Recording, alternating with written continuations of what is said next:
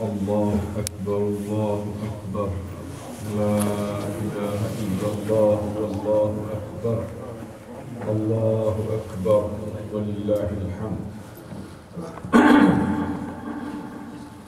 الله أكبر الله أكبر لا إله إلا الله والله أكبر الله أكبر ولله الحمد الله أكبر الله أكبر لا إله إلا الله والله أكبر الله أكبر ولله الحمد نحمده ونصلي ونسلم على رسوله الكريم أما بعد فأعوذ بالله من الشيطان الرجيم بسم الله الرحمن الرحيم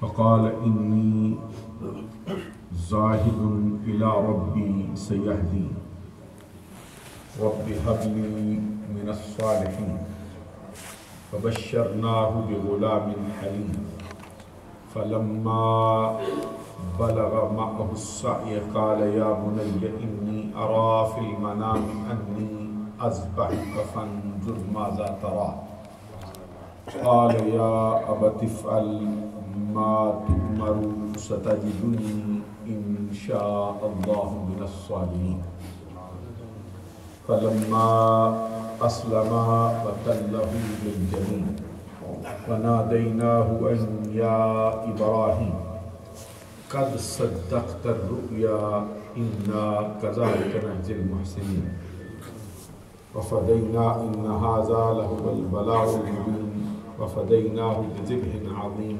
وتركنا عليه في الآخرين صدق الله العظيم إن الله وملائكته يصلون على النبي يا أيها الذين آمنوا صلوا عليه وسلموا تسليما الصلاة والسلام عليك يا رسول الله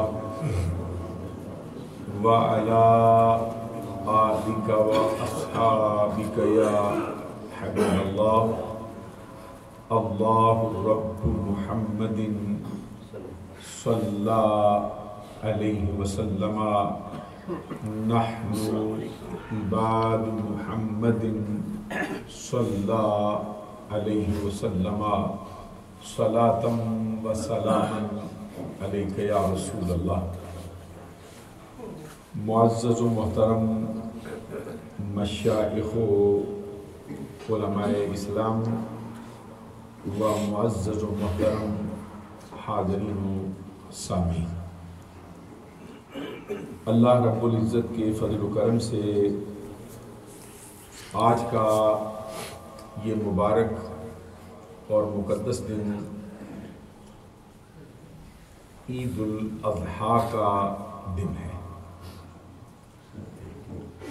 جس کو ہماری زبانوں میں بڑی عید اور بقرہ عید کے نام سے یاد کیا جاتا ہے۔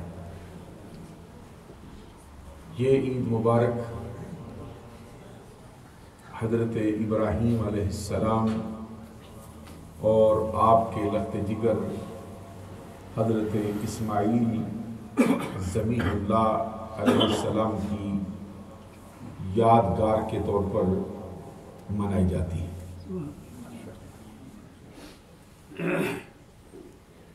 اسلام کی تاریخ کا ایک انوکھا نرالا اور مثالی واقعہ، جس کی مثال تاریخ انسانیت میں کسی اور جگہ پر دستیاب نہیں ہوتی، وہ حضرت ابراہیم علیہ السلام کا اپنے بیٹے کو قربان کرنا ہے، اور حضرت اسماعیل علیہ السلام کا اپنے آپ کو قربان ہونے کے لیے پیش کرنا ہے۔ حضرت ابراہیم علیہ السلام جد الانبیاء ہے، حضرت آدم علیہ السلام سے حضرت نوح علیہ السلام کے درمیان 9 واسطے 9 نسلیں درمیان میں سے گزری ہیں. پھر حضرت نوح علیہ السلام جلوہ فرما نوح علیہ السلام سے لے کر حضرت ابراہیم علیہ السلام کے درمیان تک 2640 برس کا فاصلہ ہے. ایک مرتبہ پھر حضرت نوح علیہ السلام سے پوری نسل انسانی کا اجرا ہوا ہے، اور مشہور روایات کے مطابق حضرت ابراہیم علیہ السلام اور حضرت نوح علیہ السلام کے درمیان 9 واسطے اور پائے جاتے ہیں. حضرت ابراہیم علیہ السلام نے اللہ تبارک و تعالیٰ کے دین کے احیاء کے لیے اپنی پوری زندگی قربانیوں میں بسر کی ہے، اور ان کی قربانیوں کا حال یہ ہے کہ خود اللہ تبارک و تعالیٰ کا فرمان ہے وَإِذِ ابْتَلَىٰ إِبْرَاهِيمَ رَبُّهُ بِكَلِمَاتٍ فَأَتَمَّهُنَّ. یاد کیجئے جب ابراہیم علیہ السلام کو ابراہیم کے رب نے آزمایا. یہاں انداز اللہ تبارک و تعالیٰ کا دیکھیے کہ ابراہیم علیہ السلام پر کتنا مہربان ہے. یہ نہیں فرمایا کہ زمین و آسمان کے رب نے ان کو آزمایا، یہ نہیں فرمایا 14 طبق کے رب نے ان کو آزمایا، بلکہ اپنے رب ہونے کی نسبت بھی ابراہیم کی طرف کی. ابراہیم علیہ السلام کو ابراہیم کے رب نے آزمایا، اور ساتھ ہی فرمایا فَأَتَمَّهُنَّ. جس آزمائش میں ان کو ڈالا گیا وہ کامیاب. اس کے لیے اللہ تبارک و تعالیٰ فرماتا ہے کہ ہر امتحان میں کامیاب. اور پھر اللہ رب العزت نے فرمایا ہم نے کہا انی جاعلک للناس اماما، اب ہم تمہیں تمام نسل انسانی کا امام بنانے والے. ابراہیم علیہ السلام نے جولی پھیلائی اور اللہ تبارک و تعالیٰ کی بارگاہ میں عرض کیا وَمِن ذُرِّيَّتِي، جو منصب تو نے مجھے عطا کیا ہے میری اولاد کو بھی عطا کر. اللہ رب العزت نے پھر ان کی اولاد میں جو مرتبہ، جو مقام، جو فضیلت، جو رتبہ ہمارے آقا محمد عربی صلی اللہ علیہ وسلم کو عطا فرمایا ہے وہ کسی اور کا حصہ نہیں. اور آگے پھر نسل جو چلی، حضرت اسحاق علیہ السلام ان کے چھوٹے بیٹے، حضرت اسماعیل علیہ السلام ان کے بڑے بیٹے. حضرت اسحاق علیہ السلام کی نسل سے سارے نبی آئے.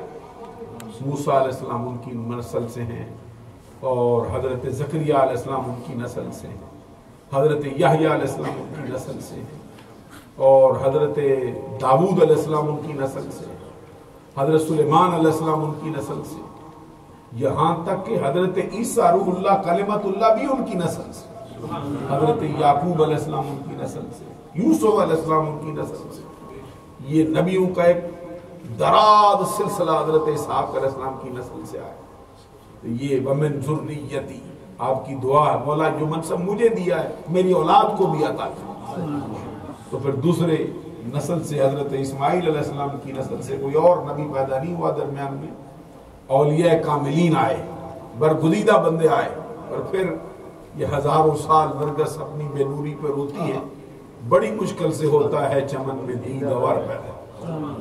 پھر آقا کونین صلی اللہ علیہ وسلم کی جلوہ گری.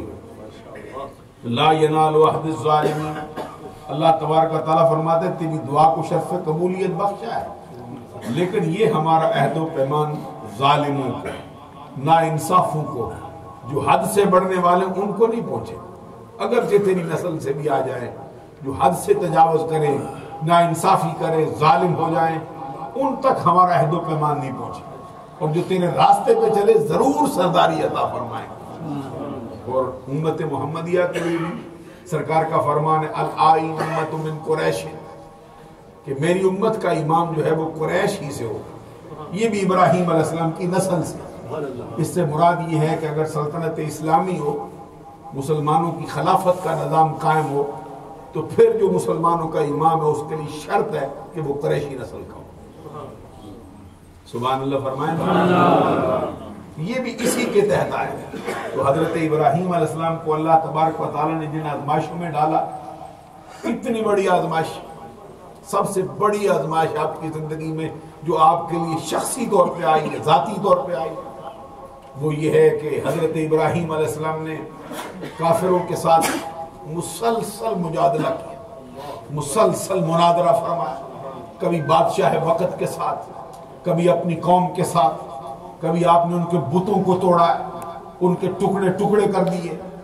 اور پھر جب قوم اپنے بتوں کو پاش پاش دیکھتی، آگ بگولا ہو جاتا.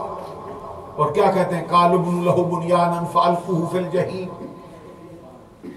ایک بنیاد بناؤ، عمارت تعمیر کرو، اس کے اندر لکڑیاں جلاؤ، اور حضرت ابراہیم علیہ السلام کو اس کے اندر ڈال کر جلا کر راکھ کر، تاکہ نہ رہے بانس، نہ بجے بانسری، نہ تمہارے بتوں کی سرزنش کرنے والا رہے، نہ دشمنی کرنے والا رہے، نہ یہ دشمنی کا نظام قائم رہے. حضرت ابراہیم علیہ السلام کے لیے اتنی بڑی چیخا تیار کی گئی جو کئی گز لمبی، کئی گز چوڑی اور کئی گز اونچائی کے اندر وہ عمارت چنی گئی. اس کے اندر مسلسل کئی ماہ تک لکڑیاں جلائی جاتی رہی. حضرت ابراہیم علیہ السلام کو اس کے اندر منجنیق میں رکھ دیا، جس کو ہماری زبان میں گوپھن کہا جاتا ہے. گوپھن اس کو کہتے ہیں جس کے اندر یہ پتھر رکھ کے پھر آگے پھینکا جاتا ہے اگلی لوگوں پر، جیسے آج کل توپوں کے اندر گولے رکھ کے پھینکے جاتے ہیں. ابراہیم علیہ السلام کو اس کے اندر رکھ کر آگ میں پھینکنے کے لیے تیار کیا گیا. اس وقت شیطان نے کہتے ہیں گوپھن چلتا نہیں، پھینکا نہیں جاتا.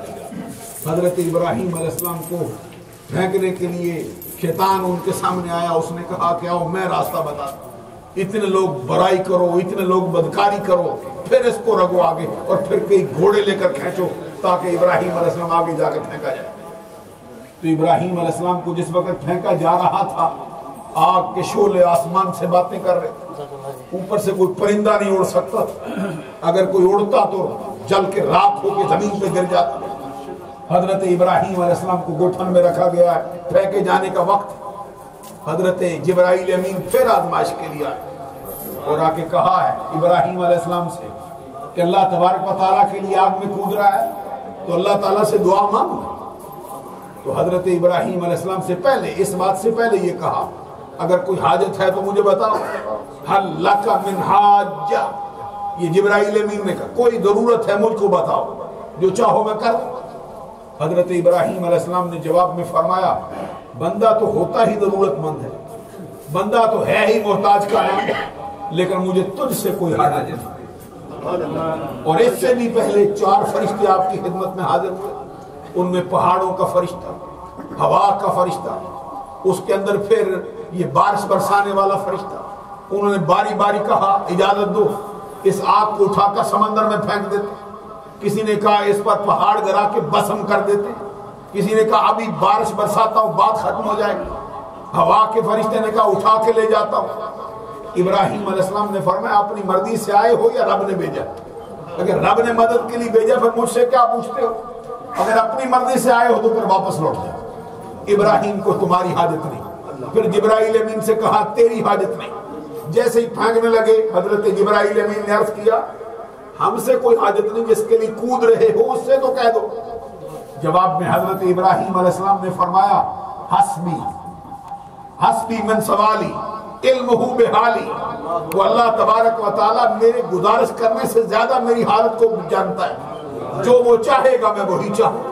اگر وہ میرے مرنے پہ راضی میں مرنے پہ راضی، اگر وہ جلائے جانے پہ راضی میں بھی جلائے جانے پہ راضی. ابراہیم علیہ السلام نے فرمایا پیچھے ہٹ جا، میرے اور میرے اللہ کی رحمت کے درمیان حائل نہ ہو.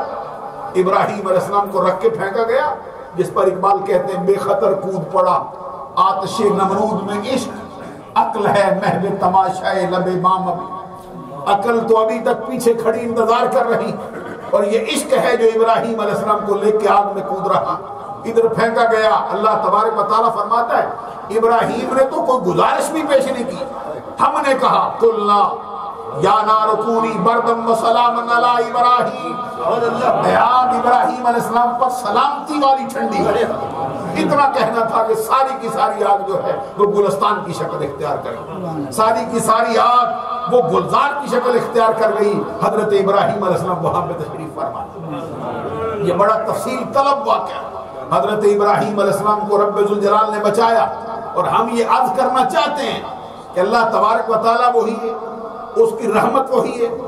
آج بھی اگر کوئی شخص ابراہیم کی طرح کا ایمان پیدا کرے تو آگ پھر گلزار بن سکتی ہے.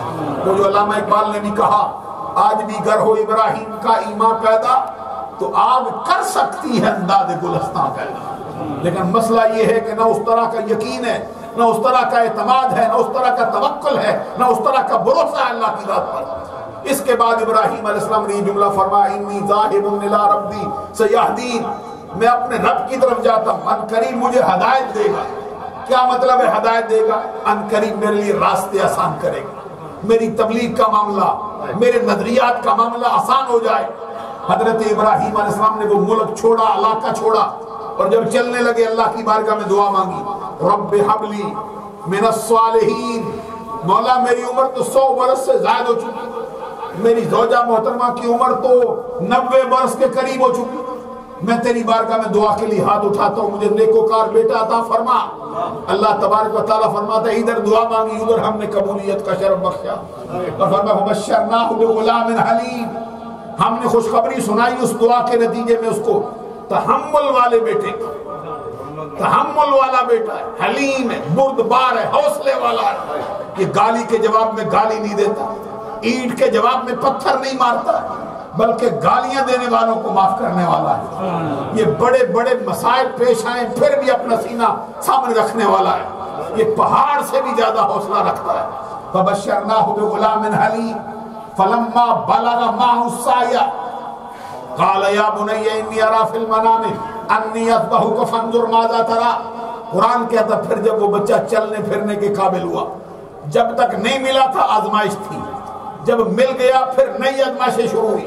قرآن مجید نے فرمایا ابھی دودھ پیتا ملکتا بچہ تھا. حضرت ابراہیم علیہ السلام کو حکم آیا کہ چھوٹا بچہ ہے, اپنی جوان بیوی ہے, اس کو بے آب ہو گیا, ریگستان کی وادی میں چھوڑاؤ. حضرت ابراہیم علیہ السلام وہاں سے فلسطین سے چلے, کہاں پہ آئے؟ سرزمین مکہ المکرمہ میں. دودھ پیتا بلکتا بچہ ہے, آبادی کا دور دور تک نام و نشان نہیں. اپنی بیوی کو اور اپنے بیٹے کو وہاں پہ اتارا, خود اونٹ سے نیچے بھی نہیں اترے, فوراً اونٹ کو ایڑ لگائی, ان کو رکھ دیا, لوٹ گئے. حضرت حاجرہ پیچھے بھاگتی, چشم تصور میں یہ منظر لاؤ, دودھ پیتا بلکتا بچہ ہو آپ کا, جوان بیوی ہو, جنگل میں بے آب ہو گیا, ریگستان کی وادی میں جس میں دور دور تک آبادی کا سبزے کا نام و نشان نہ ہو, کھانے کی چیز نہ ہو, پینے کی چیز نہ ہو, کوئی پرسان حال نہ ہو, کسی کو چھوڑنا پڑ جائے تو کتنی بڑی آزمائش. ابراہیم علیہ السلام نے اپنے اونٹ کو ایڑ لگائی, دوڑا دیا. حضرت حاجرہ پیچھے بھاگتی کہ تم ایسے تو نہیں تھے, تم سے بڑھ کر وفادار کون ہو سکتا ہے؟ بتاؤ کس کے سہارے پہ چھوڑتے ہو؟ کون ہے جو ہماری خبرگیری کرے؟ کون ہے جو ہمارا پرسان حال ہو؟ حضرت ابراہیم علیہ السلام آزمائش کی وجہ سے نہ پیچھے پلٹ کے دیکھتے, نہ جواب دیتے, یہاں تک کہ حضرت حاجرہ کے ذہن میں خود ہی خیال پیدا ہوتا, اللہ کی طرف سے کیا کہتی, ابراہیم کہیں رب کا حکم تو نہیں؟ حضرت ابراہیم علیہ السلام صرف اتنا کہتے ہیں, اگر سمجھ گئی ہے پھر پوچھتی کیا ہے؟ رب ذوالجلال کے لیے چھوڑ کے جا رہا, بے آب ہو گیا, ریگستان کی وادی میں چھوڑ گئے تھے, اللہ تبارک و تعالیٰ نے وہاں پہ گلشن کھلایا. اب وہاں پہ پوری کائنات کا مرکز بنایا گیا اسماعیل کی وجہ سے. حضرت ابراہیم علیہ السلام کے لیے جب وہ بچہ چلنے پھرنے کے قابل ہوتا ہے, خواب دیکھتے ہیں, اور وہ خواب کا حال اپنے بیٹے کے سامنے بیان کرتے ہیں, انی اری فی المنام انی اذبحک فانظر ماذا تری. اے میرے بچے میں نے خواب دیکھا. حضرات توجہ فرمائیے, نبی کا خواب, یہ وحی الہی ہے, نبی کا خواب حکم الہی, خواب میں اشارہ ہو جائے اللہ کا حکم ہے. اپنے بیٹے سے کہتے ہیں میں نے خواب دیکھا, انی اذبحک فانظر ماذا تری, میں تجھے ذبح کرتا ہوں, بول تیرا ارادہ کیا ہے. آگے سے بیٹا کیا کہتا ہے, یا ابت افعل ما تؤمر ستجدنی انشاءاللہ من الصابرین. اے میرے باپ, جو حکم ملا ہے تجھے وہ کر گزر, مجھ سے کیا پوچھتا. یہ اسماعیل ہے, تحمل والا بیٹا. باپ کہتا ذبح ہونا چاہتا, بول. اس کا یہ معنی نہیں بھائی حضرت اسماعیل علیہ السلام اگر انکار کر دیں حضرت ابراہیم علیہ السلام اللہ کی بارگاہ معافی مانگنے میں بیٹا تیار ہی نہیں. اس کا مطلب یہ ہے کہ جو میری عبادت کا ثواب مجھے ملے اس میں میرا بیٹا بھی شامل ہو جائے اور اس کی نیت بھی ہو، کیونکہ عبادت نیت کے بغیر ہوا نہیں کرتا. حضرت اسماعیل علیہ السلام نے کہا میرے باپ چھوڑ یہ بات، میرا کیا حال ہوگا، جو حکم ملا وہ کر گزر، یہ سوچنے کی بات نہیں. مگر رہ گیا میں، میری ذات اللہ نے چاہا مجھے آپ صبر کرنے والا پائیں. قرآن کہتا فلما، اور یہ ہے بیٹا، یہ ہے بیٹا جس کے لیے اقبال نے بھی کہا ہے یہ فیضان نظر تھا یا کہ مکتب کی کرامت تھی. یہ سکولوں سے، مدرسوں سے، یونیورسٹیوں سے بڑا تھا، کالجوں سے بڑا تھا، ماسٹروں سے بڑا تھا، پروفیسروں استادوں سے بڑا تھا. کسی مسجد میں گیا، مکتب میں گیا نہیں. یہ کون سا بچہ، کس نے سکھایا اس کو پسندی کے آداب کہ باپ کا یہ حکم ہوتا ہے اس کے سامنے مانا کرتے ہیں. کہتے ہیں یہ فیضان نظر تھا یا کہ مکتب کی کرامت تھی. سکھائے کس نے اسماعیل کو آداب فرزندی، فرزندی کے بیٹا ہونے کے آداب جس نے سکھائے. نہ یہ کسی کتاب کا فیض تھا، نہ یہ کسی مدرسے، یونیورسٹی، کالج کا فیض تھا، نہ یہ کسی استاد کی بات تھی. یہ ابراہیم کی نظروں کا فیض تھا جس نے بیٹے کو یہ آداب سکھا دیا. معلوم ہوا کہ کچھ فیض نظروں سے بھی دیے جاتے ہیں بندوں. حضرت ابراہیم علیہ السلام کے جواب میں اسماعیل نے کہا جس طرح اللہ کا حکم ہے کر گزر. اب قرآن سے سنو. قرآن کہتا فلما اسلم وتلہ للجبین، اس وقت کا حال نہ پوچھ جب دونوں نے گردن جھکا دی، دونوں نے سر تسلیم خم کر دیا اور باپ نے اپنے بیٹے کو اپنی جبین، اپنی اس کی پیشانی اس کے پہلو کے بل لٹا دیا اور گھٹنا اس کے اوپر رکھا، چھری لے کے اس کے اوپر چڑھ دوڑا، ذبح کرنے کے قریب آیا. وَتَلَّهُ لِلْجَبِينِ وَنَادَيْنَاهُ أَن يَا إِبْرَاهِيمُ. ابراہیم علیہ السلام ذبح کر رہا تھا، بیٹا ذبح ہو رہا تھا. کون سا باپ ہے جو اپنے ہاتھ سے بیٹے کو ذبح کرے؟ کون سا بیٹا ہے جو باپ کے حکم کے سامنے اپنا سر ڈال دے کہ باپ جو تیری مرضی ہے کر، میں تیار ہوں. یہ پوری تاریخ انسانیت کا سب سے انوکھا ترین واقعہ. حضرت اسماعیل علیہ السلام کو ابھی چھری رکھی تھی گلے کے اوپر، اللہ تبارک و تعالیٰ کی طرف سے ندا آئی وَنَادَيْنَاهُ أَن يَا إِبْرَاهِيمُ. اللہ فرماتا ہے ابراہیم نے کچھ نہیں کہا، اس نے سر تسلیم خم کر دیا. جو ہم نے کہا اس نے مانا، جس آزمائش میں ڈالا وہ پورا ہوا. بالآخر ہم نے ہی کہا ہر مرتبہ. ادھر فرمایا قُلْنَا يَا نَارُ كُونِي بَرْدًا وَسَلَامًا عَلَىٰ إِبْرَاهِيمَ. ہم نے کہا آگ ٹھنڈی ہو، پھر ہم نے کہا وَنَادَيْنَاهُ أَن يَا إِبْرَاهِيمُ، اے ابراہیم قضا کی چھری روک، قضا کی چھری روک لے، تو نے اپنا خواب سچا کر دکھایا. قد صدقت الرؤیا انا كذلك نجزي المحسنین. اس میں کوئی شک نہیں، ہم اسی طرح احسان کرنے والوں کو جزا دیتے ہیں. آگے فرمایا ان ھذا لہو البلاء المبین. یہ چھوٹی پرکھ نہیں تھی، یہ چھوٹی آزمائش نہیں تھی، بہت بڑی آزمائش تھی جو ابراہیم کو دی گئی. وفدیناہ بذبح عظیم، اور ہم نے اس کے بدلے میں ذبح عظیم، ایک فدیہ دے کر اسماعیل کو ہم نے چھڑایا. وفدیناہ بذبح عظیم وترکنا علیہ فی الآخرین، اور آخر میں آنے والے قیامت تک کے لوگوں کے لیے ہم نے اس کی یادگار کو قائم رکھا.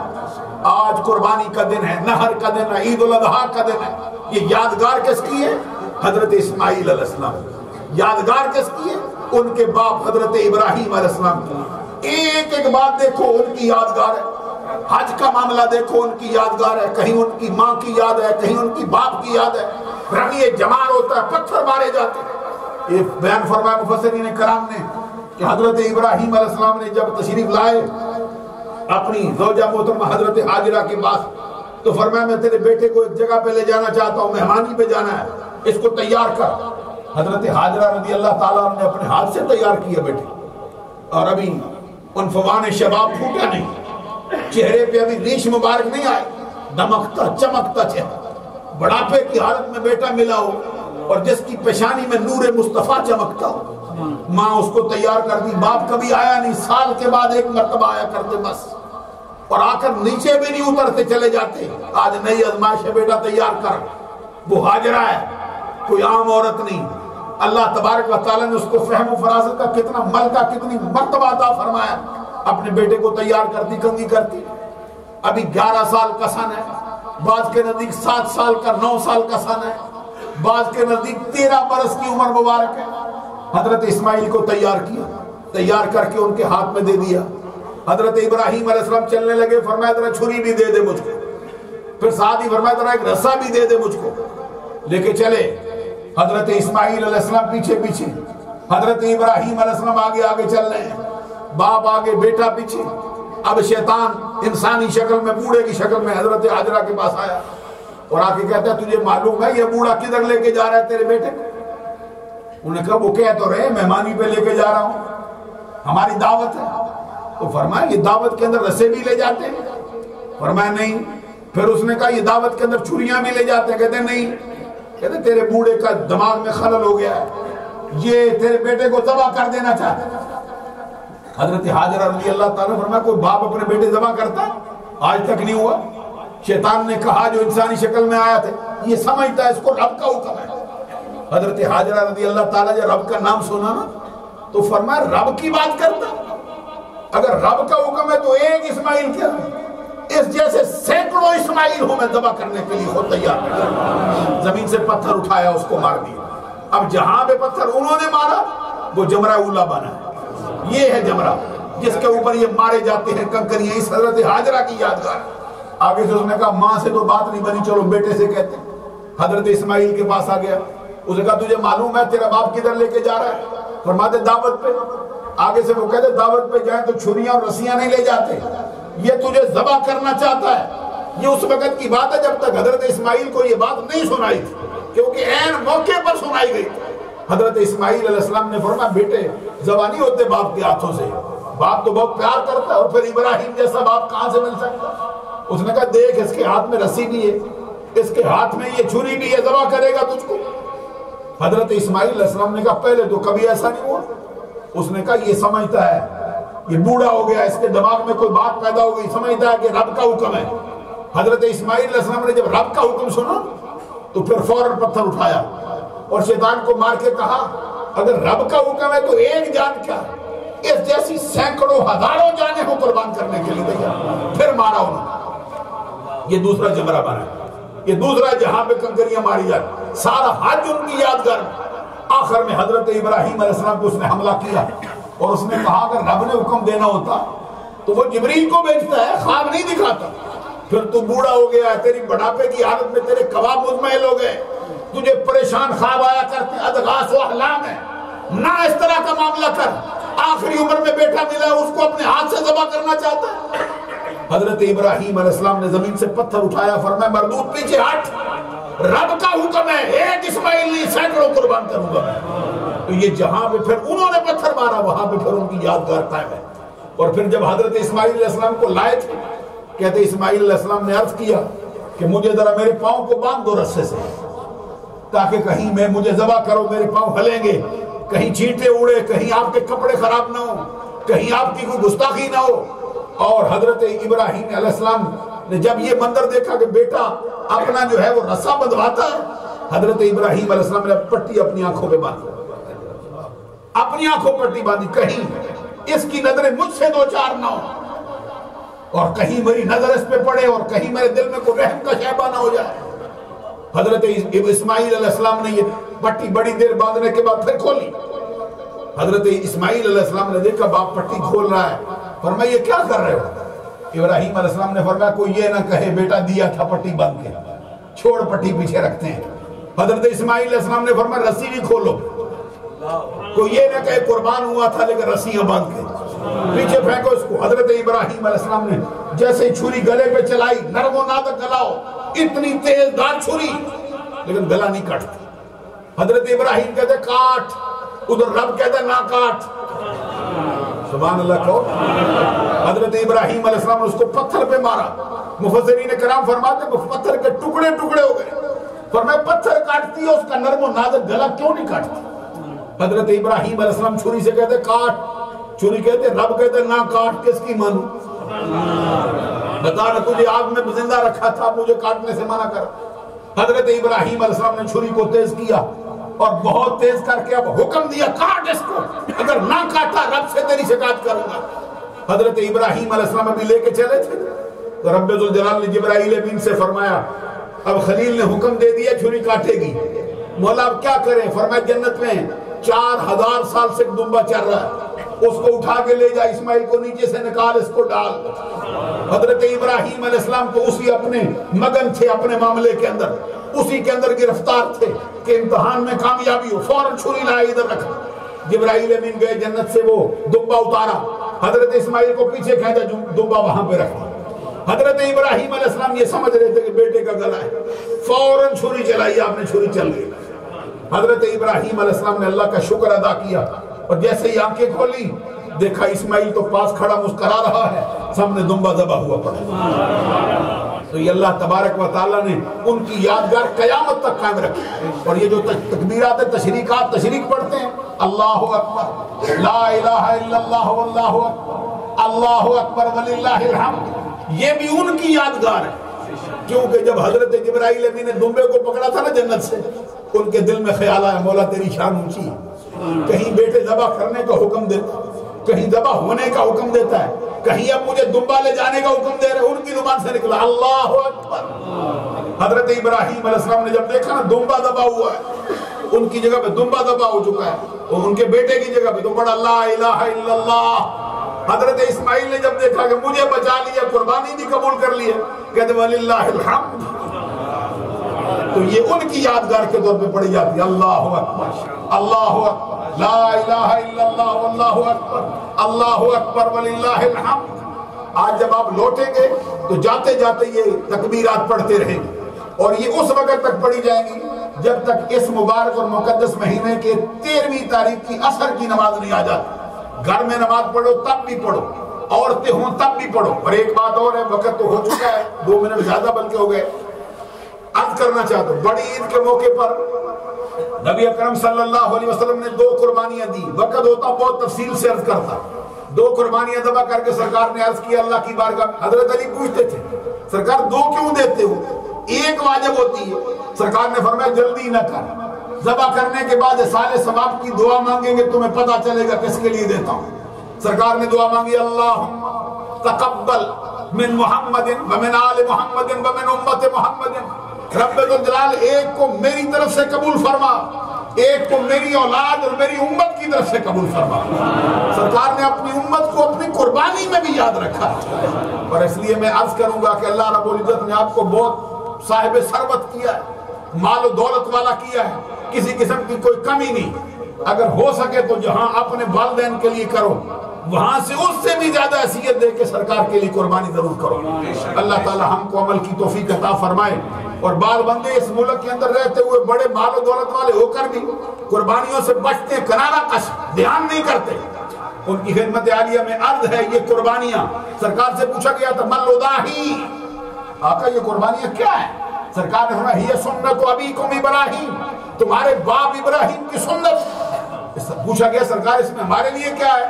فرمایا اس کے ایک ایک بال کے اندر رب نے تمہارے لیے نیکی رکھی، اور یہ جانور قربانی والے قیامت کے دن تمہاری قبر پہ کھڑے ہوں، سونے کے سینگ بنا دیے جائیں، سونے کی چاندی کی تانوں سے ان کی اون بنا دی جائے گی، اور تمہاری سواری بنیں گے، اور پل صراط سے پار کروا کے جنت میں داخل کروا کے واپس آئیں۔ اس لیے اس کا بہت دھیان رکھنا چاہیے۔ آپ کو معلوم ہے کہ عید الفطر کی طرح عید الاضحیٰ کی نماز بھی 2 رکعت پڑھی جاتی ہے۔ 2 رکعت نماز عید الاضحیٰ واجب 6 تکبیروں کے ساتھ، منہ میرا خانہ کعبہ کی طرف، پیچھے اس امام کے اللہ اکبر، یہ اس کی نیت ہے۔ اور اللہ اکبر ہونے کے بعد آپ امام صاحب کے پیچھے ہاتھ باندھ کے کھڑے ہو جائیں گے، ہاتھ کانوں تک بلند کیے، کانوں کی لووں کے برابر کیے یا لگائے ان کے ساتھ، پھر ثنا پڑھی سبحانک اللہم وبحمدک وتبارک اسمک وتعالی جدک ولا الہ غیرک۔ اس کے بعد آپ خاموش ہیں، آپ کا کوئی کام نہیں۔